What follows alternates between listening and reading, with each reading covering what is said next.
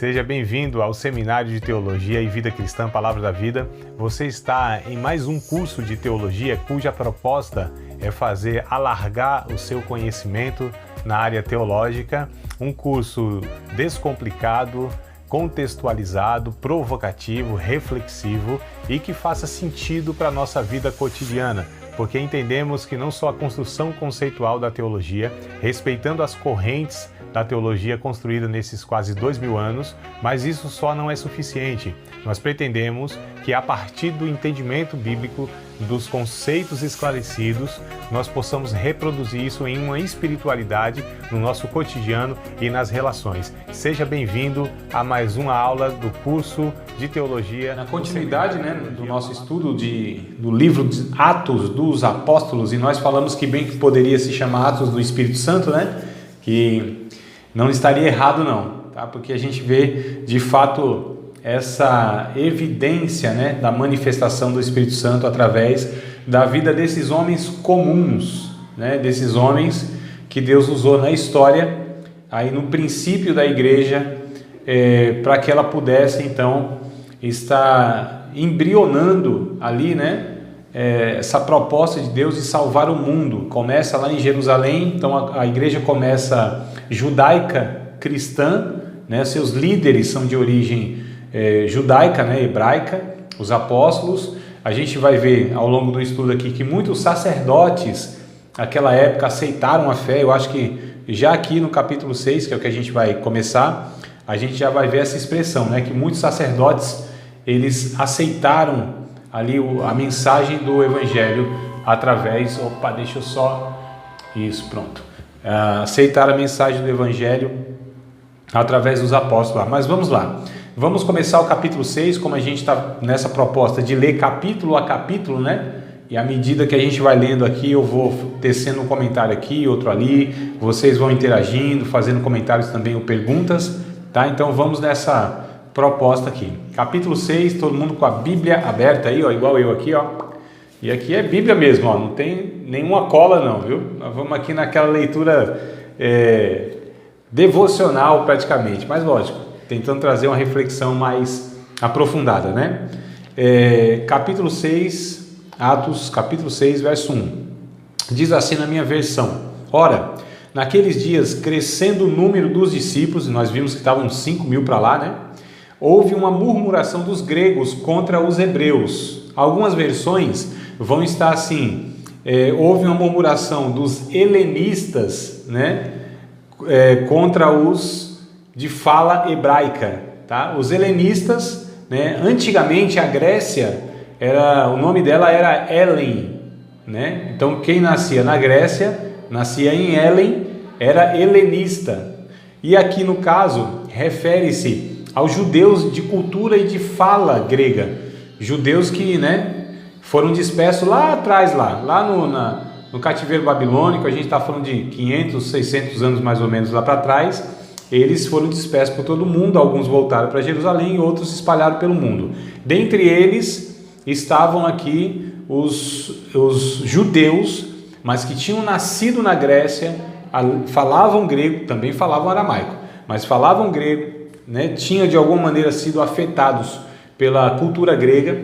Então havia aqui judeus, aqueles, entre aspas, sangue puro, nacionalistas, aqueles que tinham nascido e criado lá em Jerusalém, em Israel, e outros que estavam dispersos pelo mundo, mas também eram judeus, tá? E houve essa murmuração, houve essa contenda, e a gente vai ver aqui o porquê, Porque as suas viúvas eram desprezadas no ministério cotidiano. E os 12, os apóstolos, convocando a multidão dos discípulos, disseram: Não é razoável que nós deixemos a palavra de Deus e sirvamos as mesas. Não é que eles não queriam, amados, fazer esse serviço em si, por serem soberbos, ter um tipo de orgulho, nada disso. É porque eles sabiam exatamente qual era a função que eles deveriam ter naquele momento, que eles não poderiam se dedicar a esse ministério, porque iriam deixar aquilo que era principal na função deles. E eles vão dizer aqui, no verso 3: Escolhei, pois, irmãos dentre vós 7 varões, 7 homens, eles deram as qualificações de boa reputação, cheios do Espírito Santo, de sabedoria, aos quais constituamos sobre este importante negócio. Então, ó, eles reconheceram que era um importante serviço, um importante negócio, né? O ministério cotidiano de cuidar das demandas diárias, das necessidades das pessoas, no âmbito material, tá bom? 4. Mas nós perseveraremos na oração e no ministério da palavra. Então, eles sabiam que eles deveriam se dedicar à oração e à pregação, o ensino, né? E aí surge aqui o que nós chamamos hoje de ministério diaconal, tá? Os diáconos, né, surgem aqui. Não eram menos importantes na igreja primitiva. Depois, nas cartas de Paulo, a gente vai ver que as igrejas locais tinham lá pastores e diáconos. Eram os 2 líderes, né, principais de uma igreja local, pastores e diáconos, tá bom? Surge aqui. Não é que foi inventado, criado, né, neste momento, porque já havia pessoas que serviam ao templo, que eram serviçais, né? Diáconos de alguma maneira. A palavra diáconos no grego, né? Talvez se perguntar, André, você está falando de diácono, mas no texto não fala a palavra diácono. Não tem, né? Nem no original também, não está lá diáconos no original. Porque que às vezes está no original diáconos e é traduzido por servo, né? Como Jesus disse, né? Eu sou aquele que serve, eu sou o diácono, né? Mas no original também não está. Mas percebam as expressões aqui, ó. Vamos voltar no texto só para a gente ver aqui, ó, no verso de número 1, tá? No finalzinho do verso número 1, acompanhe aí, tá bom? Irmão Elton ali também já está com a gente na câmera, maravilha. Bíblia no capítulo 6 aí de Atos, aberta. Então, ó, verso 1, lá no finalzinho, porque as suas viúvas eram desprezadas no ministério cotidiano. Então, essa palavra ministério refere-se ao serviço, tá? Ao servo, ao diácono, né? Então, a palavra é ministério. No verso de número 2, ó, também lá no finalzinho, sirvamos as mesas, ó, remetendo também ao serviço diaconal, né? Deixa eu ver se tem mais aqui. Bom, não, esses 2 termos aqui já traz para nós a ideia do diácono, né? Do serviço e tudo mais. Nós paramos no verso 4, vamos continuar. E este parecer contém... Oi? Professor. Pode falar, amada. Pode falar, amada. Cláudia. Não, essa porque na minha versão está falando que porque suas viúvas estavam sendo esquecidas na distribuição diária de alimentos. Sim. É uma versão diferente. Ótimo. Isso, exatamente, né? Era essa a demanda das coisas cotidianas. No caso aí, o alimento, né? Lembram no capítulo 4 e 5, aliás, desde o capítulo 2, na verdade, como aquela comunidade vivia, né? Eles repartiam o que tinham, tá? Então, assim, em todos os sentidos. O alimento também. Eles viviam como uma grande família, né? Viviam mesmo nessa questão de um cuidar do outro em todos os sentidos. Não era só oração, discipulado, palavra, não. Era alimento mesmo. Então, comida, roupa, moradia, né? Virou ali uma grande família, uma família estendida de 5.000 pessoas. Eles se cuidavam, literalmente era uma coisa assim, bem familiar mesmo, tá? Então, só para a gente entender. Obrigado, amada, pela contribuição aí do termo. Então, o ministério cotidiano é alimento, né? Então, olha só que coisa interessante. Quero fazer mais uma observação aqui rapidinho, antes que a gente prossiga. Quem escolheu os obreiros, os diáconos, não foram os apóstolos. Foi o povo, a congregação, a igreja, por assim dizer. Foram eles que falaram, não, é fulano, é cicrano, é beltrano e tudo mais, né? Os apóstolos só deram os critérios. Quem vocês forem escolher tem que ser gente de boa reputação, cheio de sabedoria, né? Cheio do Espírito Santo. Então eles deram um critério, vocês que escolhem. Olha que coisa interessante. Hoje a gente tem mais assim a escolha dos obreiros pelos próprios obreiros, né? São os pastores, o corpo de obreiro lá que escolhe os obreiros. Mas aqui a gente percebe que é a congregação que faz isso. É a igreja que faz isso, são os membros que fazem isso, né? E muito bom seria se continuasse assim. Mas lógico, uma igreja, uma membresia que fosse madura e conseguisse enxergar essas virtudes para ter o critério, né, mano? Senão também vai virar um negócio assim meio complicado. Não é só para fazer essa observação, a gente volta no verso número 5. E este parecer contentou a toda a multidão e elegeram Estevão, homem cheio de fé e do Espírito Santo, Filipe e Prócoro, Nicanor, Timão, Pármenas e Nicolau, prosélito de Antioquia. Percebam e observem que as 7 pessoas escolhidas, elas têm nome de origem grega, tá? Então lembra no começo, ó, era para atender quem? As viúvas, né? Judias, mas de cultura grega. Quem que escolhem aqui? 7 diáconos de origem grega também, judeus, mas que eram, né? Só para dar esse equilíbrio, amados, para não ter aquelas disputas, aquelas questões de tá favorecendo os hebreus, né? Que são aqui, entre aspas, puro sangue.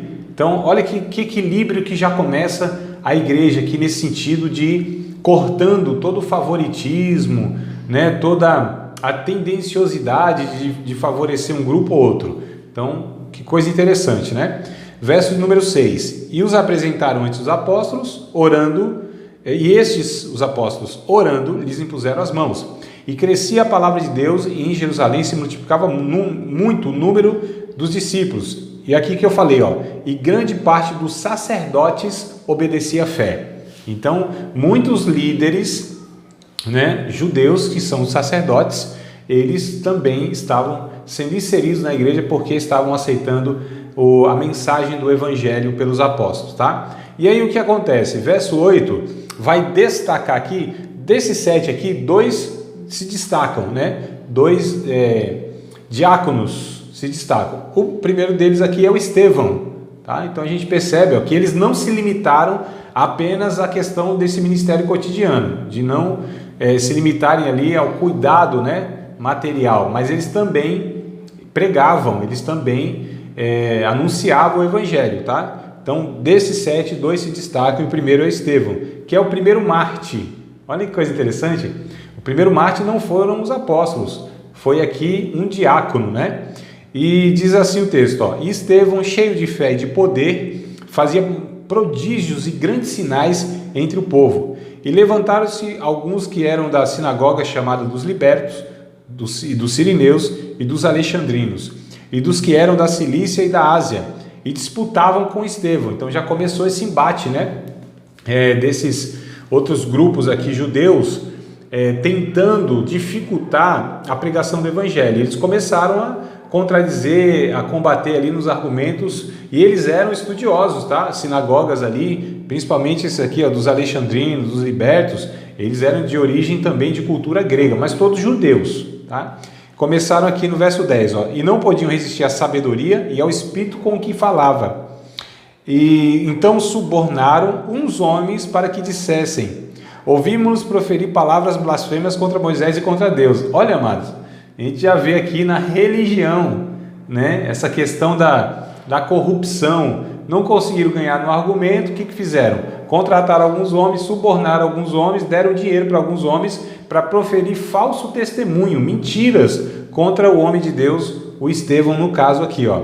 Verso número 12. É só para a gente ver aqui, amados, que não tem essa romantização, né? Ou a igreja de Atos, a igreja primitiva, a igreja perfeita. Não, amados, as dificuldades tinha aos montes.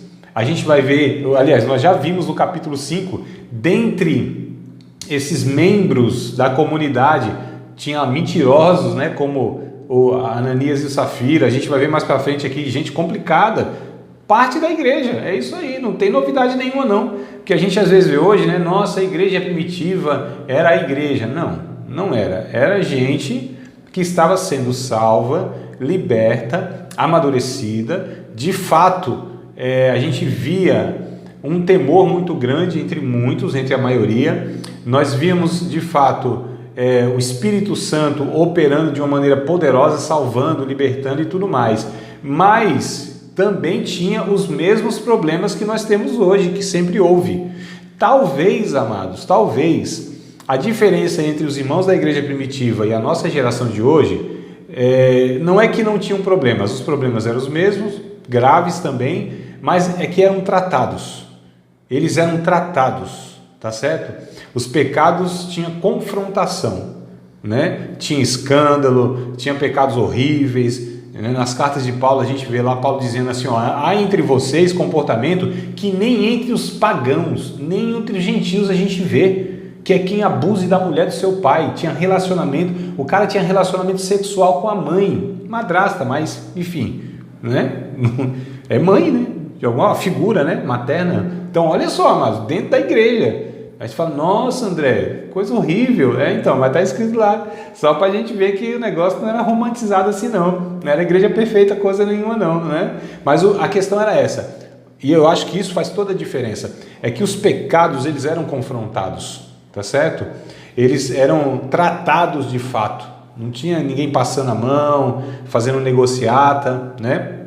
Quem tentava fazer isso já era podado aqui. A gente vai ver aqui na leitura, se a gente chegar lá até o capítulo 8 mais ou menos, a gente vai perceber isso aqui. Vamos voltar então ao verso de número 12, tá? Lemos o 11, vamos para o 12. E excitaram o povo, os anciãos e os escribas, e investindo com ele, o arrebataram e o levaram ao conselho. Apresentaram falsas testemunhas que diziam, este homem não cessa de proferir palavras blasfemas contra este santo lugar e a lei. Nada não tinham para falar contra o Estevão, então inventaram, né? Mentiras lá. Porque nós lhe ouvimos dizer que esse Jesus Nazareno há de destruir este lugar e mudar os costumes que Moisés nos deu.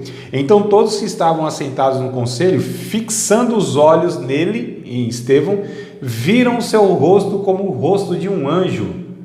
Algumas versões vão falar que o rosto de Estevão transmitia, né, algo celestial, transmitia de alguma maneira a glória de Deus. Veja que coisa interessante. Então Estevão ali diante daquele tribunal judaico que era o Sinédrio, onde eram julgadas as questões religiosas, né? Então Roma dava essa liberdade para Israel, a liberdade religiosa. Eles tinham um tribunal deles lá constituído de 71 anciãos, né? Entre escribas, fariseus e saduceus e tudo mais. E olharam para Estevão ali no banco dos réus, o rosto de Estevão era como se transmitisse alguma coisa celestial, a glória de Deus. E aí diz aqui o texto, viram o seu rosto como o rosto de um anjo. Aí o capítulo 7 começa assim, e disse o sumo sacerdote, porventura é isto assim? E ele, no caso o Estevão, disse, né, varões irmãos e pais, ouve, amados. A gente vai ler aqui na íntegra, eu quero ler com vocês na íntegra o capítulo 7, porque Estevão traz um sermão. Esse diácono, né, que hoje a gente pensa que o diácono é um obreiro inferior, né, é de segunda categoria, é uma pessoa assim que se exige menos, que não tem necessidade de ter maturidade, né, só abrir portinha de igreja, só cuidar das crianças ali para não sair para a rua, espantar os cachorros para não entrar.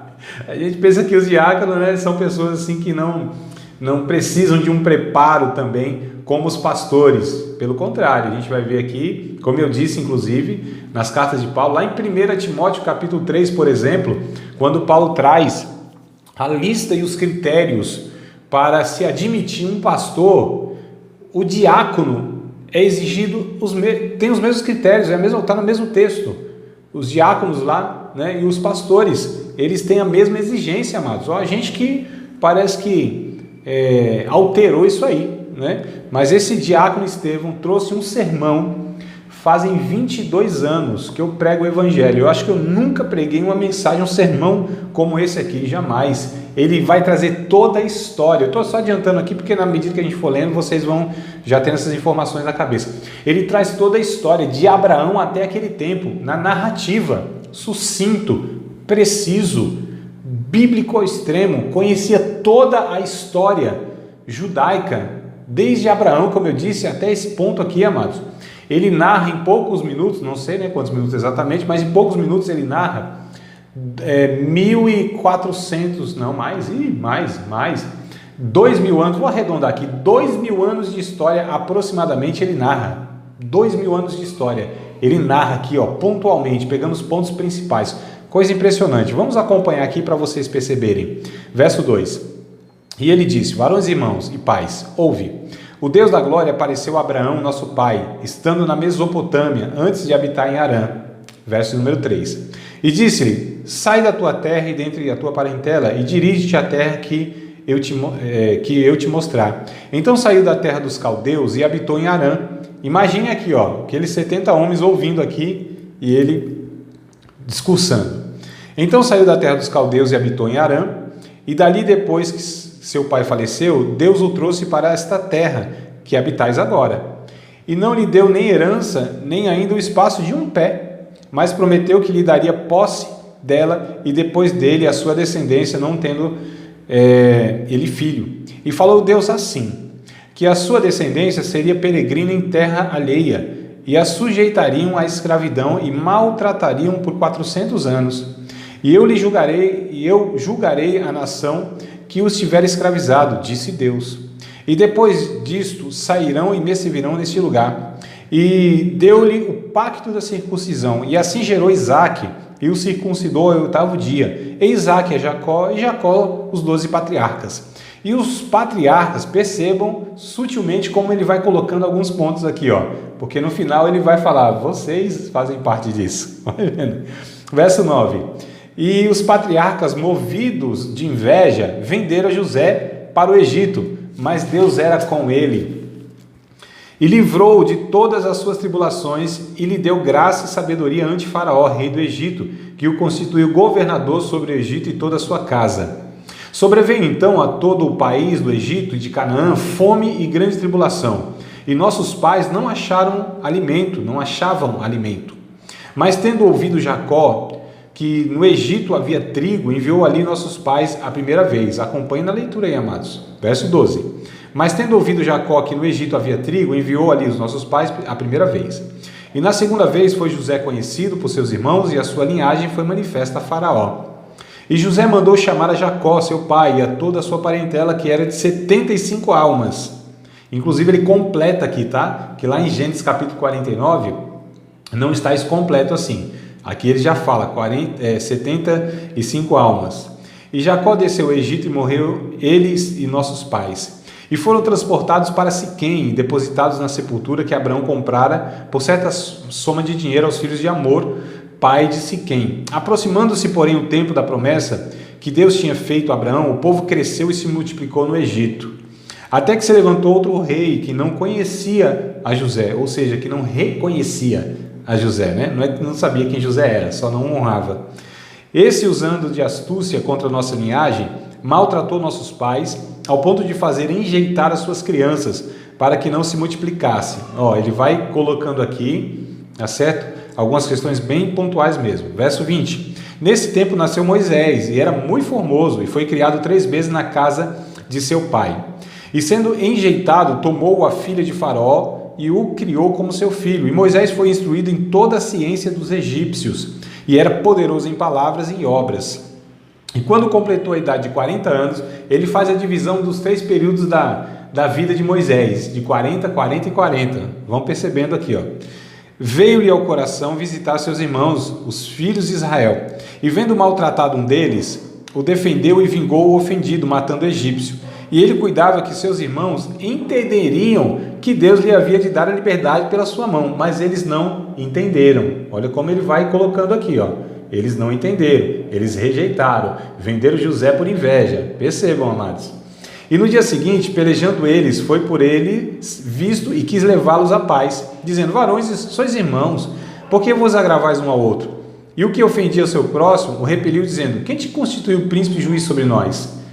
Ele vai colocando aqui que Moisés foi rejeitado, era um líder de Deus, e foi rejeitado pelos seus irmãos, e Moisés entendeu que eles entenderiam que Deus estava usando ele para libertá-los. Então percebam, amados, que está por trás das declarações do Estevão. Verso 27. É o 28, né? Queres tu matar-me, como ontem matasse o egípcio? E a esta palavra fugiu Moisés e esteve como estrangeiro na terra de Midian, onde gerou 2 filhos. Segunda etapa da vida de Moisés de 40 anos. E completado 40 anos, Apareceu-lhe o anjo do Senhor no deserto do Monte Sinai, numa chama de fogo de um sarçal. Então Moisés, quando viu isto, se maravilhou da visão e, aproximando-se para observar, foi-lhe dirigida a voz do Senhor, dizendo: Eu sou o Deus de teus pais, o Deus de Abraão, o Deus de Isaque e o Deus de Jacó. E Moisés, todo trêmulo, não ousava olhar. E disse-lhe o Senhor: Tira a sandália dos seus pés, porque o lugar que estás é terra santa. Tenho visto atentamente a aflição do meu povo, que está no Egito, e ouvi os seus gemidos, e desci a livrá-los. Agora, pois, vem, enviar-te-ei ao Egito. A este Moisés, a qual havia negado, dizendo: Quem te constituiu príncipe e juiz? A este enviou Deus como príncipe libertador pela mão do anjo, que lhe apareceu no sarçal. Ele vai colocando aqui, ó, tá vendo? Ó? O povo rejeitou, mas foi ele que Deus escolheu para libertar o povo. Foi este quem os conduziu para fora, fazendo prodígios e sinais na terra do Egito, no Mar Vermelho e no deserto, por 40 anos. Terceiro período da vida de Moisés aqui, que foi o total de 120 anos, tá? Verso 37. Este é aquele Moisés que disse aos seus filhos de Israel: O Senhor vosso Deus vos levantará dentre vossos irmãos um profeta como eu. A ele ouvireis. Esse é o que esteve entre a congregação no deserto, com o anjo que lhe falava no Monte Sinai, e com nossos pais, o qual recebeu as palavras de vida para nos dar, ao qual nossos pais não quiseram obedecer, antes o rejeitaram, e em seu coração se tornaram ao Egito. Dizendo a Arão: Faz-nos deuses que vão adiante de nós, porque esse Moisés, que nos tirou da terra do Egito, não sabemos o que lhe aconteceu. E naqueles dias fizeram bezerro e ofereceram sacrifícios ao ídolo, e se alegraram nas obras das suas mãos. Mas Deus se afastou e os abandonou, a que servissem ao exército do céu, como está escrito no livro dos profetas: Porventura me oferecesse vítimas e sacrifícios no deserto por 40 anos, ó casa de Israel? Antes tomaste o tabernáculo de Moloque e a estrela do vosso Deus Renfã, figuras que vós fizestes para as adorar, transportar-vos-ei, pois, para além da Babilônia. Então olha o que Estevão diz: 40 anos esse povo não adorou a Deus, esse povo foi idólatra, servindo aos deuses pagãos, entre eles o Moloque, que era uma coisa absurda, sacrificava os bebês, as crianças. Os profetas vão denunciar isso lá no Antigo Testamento, né? Deus dizendo: eu nunca disse para vocês fazerem isso, pegar as vossas criancinhas e oferecer ao Deus Moloque. Era um sacrifício, irmão, cruel. Os bebês recém-nascidos eram colocados. Esse Deus Moloque era uma estrutura de metal, onde eles colocavam fogo, aqueciam o metal e jogavam as crianças dentro, vivas, para serem queimadas vivas, no contato com o metal incandescente. Batia os tambores para abafar o grito das crianças, o choro das crianças. Coisa horrível. E olha Deus denunciando: 40 anos vocês não me serviram, eu vou levar vocês para a Babilônia. Então olha o que Estevão está fazendo. Está trazendo uma história de desobediência, de idolatria, de resistência a Deus. Mesmo Deus levantando seus líderes e eles rejeitando seus líderes, né? E a fala de Moisés: Deus vai levantar um profeta semelhante a mim. A gente vai ver que é o próprio Jesus, tá? Verso de número 44. Estava entre nossos pais no deserto o tabernáculo do testemunho, como ordenar aquele que disse a Moisés, que o fizesse segundo o modelo que tinha visto, o qual nossos pais, recebendo também, o levaram com José, quando entraram na posse das nações, que Deus lançou para fora da presença de nossos pais até os dias de Davi, que achou graça diante de Deus. Olha, ele vai falar de outro vulto do Antigo Testamento, outro líder do Antigo Testamento, né? Tem 3 principais líderes do Antigo Testamento: Abraão, Moisés e Davi. Então olha só, ele começa em Abraão, falou de Moisés e agora vai acabar em Davi, tá? São os 3 principais vultos do Antigo Testamento para os judeus. E agora falando de Davi no verso 46, achou graça diante de Deus, pediu que pudesse achar tabernáculo para o Deus de Jacó, e Salomão lhe edificou casa.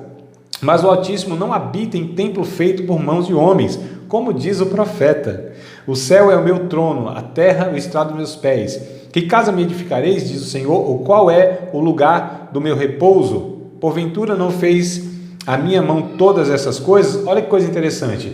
O que ele toca agora, amados? Naquilo que era a figura mais sagrada de Israel, dos religiosos, o templo, né? Então eles tinham o templo. Infelizmente a igreja hoje parece ainda arrastou, tem um resquício, né, dessa ideia de lugar sagrado, daquele negócio todo e tudo mais. E aí ele toca no templo e disse, ó, Deus disse que não habita esse negócio não, né? Templo feito por mão de homens, não. Então começa aqui a tocar em algumas questões. Então ele traz toda essa narrativa. Aí olha só o que ele fala no verso 51. É aqui que o povo fica doidão, doido, endemoniado. Ficaram endemoniados os líderes religiosos. Tá certo? Verso 51. Homens de dura cerviz. Vocês sabem que cerviz é essa parte aqui, ó, do pescoço, ó. Pode ser tanto aqui frontal quanto aqui atrás, ó, tá? Mas essa parte aqui, ó, dura cerviz. O que é isso? O que significa essa expressão idiomática? Quer dizer que a pessoa nunca faz isso, ó, porque é duro aqui, né? Ela nunca inclina, ela nunca se humilha, ela nunca se rende. É por isso que ele usa essa expressão, dura cerviz. Vocês são homens de dura cerviz, incircuncisos de coração e de ouvido. Olha, irmãos, a circuncisão era o pacto, o sinal externo que eles tinham de um pacto com Deus. E Estevão vai dizer, vocês não têm pacto nem no coração de vocês e nem no ouvido de vocês. Vocês são incircuncisos. Vocês sempre resisti ao Espírito Santo. Assim vós como vossos pais. Ele contou a história de desobediência todinha de Israel e disse, vocês são da mesma forma. É isso que vocês são, desobedientes. Resistem ao Espírito Santo. Matam e rejeitam os líderes que Deus envia. Verso 52. A qual dos profetas não perseguiram vossos pais? Olha que coisa interessante, amado. Ele pergunta, qual foram os profetas que vocês não perseguiram? Os líderes da nação. Quais foram? Até mataram os que anteriormente anunciaram a vinda do justo, do qual vós agora fostes traidores e homicidas. Aqui ele começa a ir direto na ferida, né? Vocês são homicidas, vocês são traidores. Vós que recebestes a lei por ordenança dos anjos, não a guardastes. Ouvindo eles isso, aí se enfureceram, né? Em seu coração enfureceram seu coração e rangiam os dentes contra ele. E aí, irmãos, o que faz eles matarem mesmo Estevão? Porque aqui eles já estavam injuriados, né? Rangendo os dentes, assim, um bruxismo, né? Escancarado, assim, rangendo os dentes.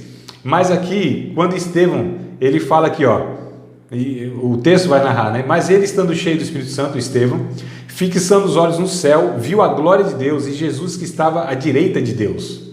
E disse, eis que vejo os céus abertos e o Filho do Homem que está em pé à mão direita de Deus. Pronto, amados, isso aqui foi a gota d'água. Porque quando ele diz assim, vocês mataram, vocês são homicidas, vocês rejeitaram a Jesus de Nazaré, e eu estou vendo ele agora, na direita de Deus o Pai. Então pronto, aqui foi a gota d'água. Verso 57. Mas eles gritaram com grande voz, taparam os ouvidos e arremeteram unânimes contra ele. E expulsando da cidade, o apedrejaram. E as testemunhas depuseram as suas vestes aos pés de um jovem chamado Saulo. Olha quem aparece aqui na cena. E apedrejaram a Estevão, que em invocação dizia, Senhor Jesus, recebe o meu espírito.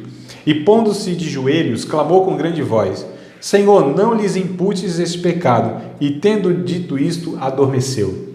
Olha, amados, o Estevão, ele tem a mesma postura, o mesmo comportamento e as mesmas palavras que Jesus, enquanto estava sendo crucificado, intercedendo por aqueles que estavam crucificando.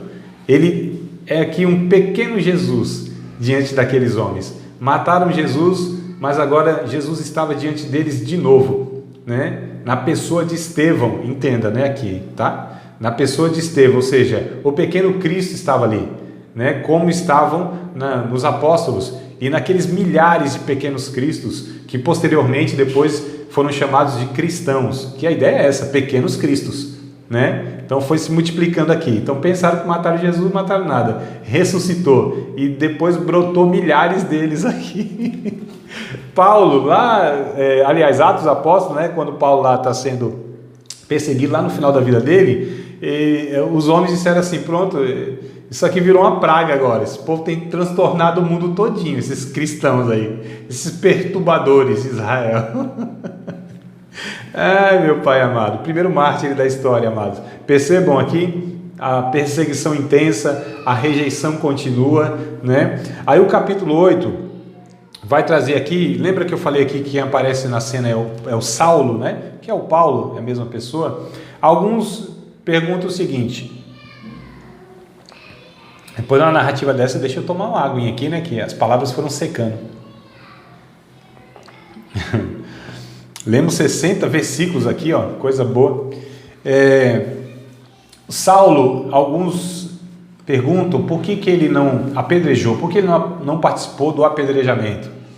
Os comentaristas dizem que havia uma idade mínima, né, para a pessoa participar desse tipo de julgamento, ou seja, apedrejar uma pessoa. E os comentaristas vão dizer que Paulo, nesta ocasião, ele não tinha essa idade mínima, ainda era um jovem. Jovem nos parâmetros daquele tempo, tá, amados? Porque assim, 30 anos era uma pessoa jovem, né? Para a função, para o cargo. Então a pessoa não era um escriba, um sacerdote. Sacerdote, ele começava com 25 anos no sacerdócio. O texto lá do Antigo Testamento vai dizer isso, né? 25 anos entrava para o sacerdócio, podia exercer por 25 anos o sacerdócio, ou seja, se aposentava com 50 anos. E o que acontece? Mas para você exercer esse cargo no Sinédrio, que dava direito de julgar as pessoas e aplicar, executar, né, o julgamento, a punição, que era o apedrejamento, aí teria que ser uma pessoa de mais idade. Então, 30 anos para lá, no mínimo, tá? E Saulo diz os comentaristas que tinham menos. É por isso que o que ele fez, ele consentiu na morte de Estevão. Depois Paulo vai dizer que isso para ele foi uma angústia muito grande, né? Depois que aceitou Cristo, que pesou na mente dele, que ele consentiu na morte de Estevão, mas ele segurou as roupas, né, as vestes de Estevão lá, então ele estava presente, consentiu, com certeza se ele pudesse, ele também dava uma pedrada lá, sem dúvida, né, porque a gente vai ver aqui, ó, no capítulo 8, qual é a postura dele. E também Saulo consentiu, capítulo 8, verso 1, também Saulo consentiu na morte dele, então ó, o texto vai afirmando isso. E fez-se naquele dia uma grande perseguição contra a igreja que estava em Jerusalém. E todos foram dispersos pelas terras da Judéia, da Samaria, exceto os apóstolos. O que a gente vê aqui, amados? Lembra que lá em Atos capítulo 1, verso 8. Entendi, ficou meio confuso para mim essa parte. Tudo bem, vamos lá. Acho que talvez não captou ali a outra gravação. A dúvida é o motivo de Saulo não participar, né, do apedrejamento, da execução. É porque ele não tinha a idade mínima para fazer isso, tá? Então possivelmente ele era uma pessoa que não tinha, né, essa permissão de apedrejar. Ele consentiu de outra maneira, ele participou de outra maneira, não na execução, não no apedrejamento, mas por conta disso, porque ele não tinha idade suficiente para participar dessa execução aí no caso, tá? Isso são os comentaristas que... Isso é unânime, né? Eu nunca vi ninguém assim abordando outro motivo da não participação dele, tá? Então é por conta de não ter a idade mínima. Mas como eu disse, se ele pudesse, pode ter certeza que ele apedrejaria, né? Tanto é que o capítulo 8, verso 1 diz isso, né? Que ele consentiu na morte. Então ele aprovou a morte, tanto é que estava lá. A parte dele foi segurar as vestes de Estevão lá, tá? Mas vamos lá na continuidade que eu disse aqui, ou aliás, antes de falar que caiu aqui a conexão, né? A gravação, começa uma grande perseguição neste momento com a igreja, tá? Estoura uma grande perseguição. Lá em Atos capítulo 1, verso 8, que Jesus disse que o Espírito Santo, após descer sobre a vida dos discípulos, eles deveriam então ser testemunhas de Jesus em Jerusalém, Judéia, Samaria e até os confins da terra. O que acontece, amados? O Espírito Santo veio, revestiu eles de poder, começaram a pregar em Jerusalém. Tudo certo, tudo tranquilo, estava bom demais. Igreja lá, multidão, o povo se cuidando, comunhão, partir do pão, orações, doutrina dos apóstolos, né? Aquela coisa boa, tudo mais. Então, ou seja, eles não estavam cumprindo, né, aquilo que Jesus disse que era para eles fazerem: pregar em Jerusalém, Judéia, Samaria e se espalhar pelo mundo, até os confins da terra. O que Deus faz aqui? Olha como Deus é soberano. Não estão indo, Deus permitiu uma grande perseguição, e aí, ó, teve que cada um fugir, se espalhar, né? Não vai de um jeito, vai do outro, né? Exceto os apóstolos, mas aquela multidão se dispersa, e aí vão para tudo quanto é lado. Estava em Jerusalém, estava confortável, agora um corre para a Judéia, outro para Samaria, e os outros, ó, confins da terra, vão parar só Deus sabe onde. Aliás, os historiadores sabem alguns onde foram parar, né? Índia, Europa, enfim, Roma, se espalharam assim. Depois Paulo até agradece futuramente, né? Porque esse povo já foi lá e plantou alguma semente e Paulo só foi não, né? Paulo fez um trabalho enorme. Mas enfim, então esse povo, ele sofre essa grande perseguição e se dispersa. Verso 2: E uns varões piedosos foram enterrar Estevão e fizeram sobre ele grande pranto. E Saulo assolava a igreja, entrando pelas casas e arrastando homens e mulheres, os encerrava na prisão. Mas os que andavam dispersos iam por toda parte anunciando a palavra. Ó, que coisa interessante. Aí aparece aqui o segundo diácono, que é o Filipe. Também se destaca como Estevão, o segundo daqueles 7 lá, né? Do capítulo 6, tá? Então, ó, e descendo Filipe à cidade de Samaria, lhes pregava Cristo. Então, ó, tá vendo que foi de um jeito ou foi do outro, né? Então, Jerusalém estava tudo certo, uns foram para a Judéia, Samaria, então, ó, o Espírito Santo deu um jeito da obra ser feita como tinha que ser feita, né? Então, Deus é soberano, amados. O que a gente vê aqui... Oi? Professor, pode falar. Posso só uma pergunta? Qual era, na verdade, a função de Saulo nesse momento aqui da igreja? Ele era o quê? Ele era soldado do templo, do sacerdote, era do Império Romano? Não era, né? Não era não. O que ele era? Ele agia como o quê? Como inquisidor? Não inquisidor Saulo, Saulo ele era um mestre, né? Saulo ele era um mestre, ele era um ensinador.